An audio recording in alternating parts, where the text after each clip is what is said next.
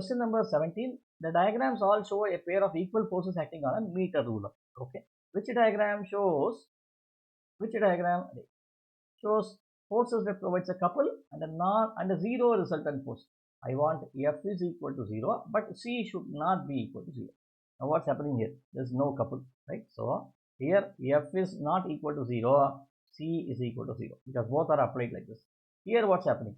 There is a couple, but you see the length of this arrow is equal to the length of this arrow. So definitely there will be a rotation being seen, right? So therefore F is equal to 0 and C not equal to 0. This is what is the condition. B should be the right answer. Let us explore this also. Here what's happening? So this arrow, this length is equal to this length. So definitely force should be equal to 0.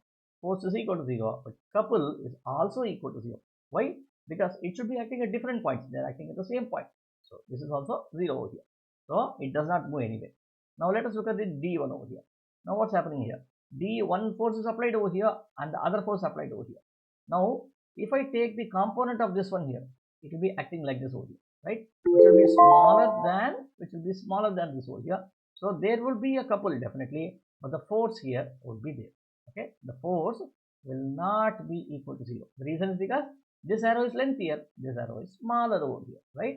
The component will always be smaller than this one. Okay, so therefore this arrow is smaller, and as a result of it, F is not equal to 0. So the right answer is B.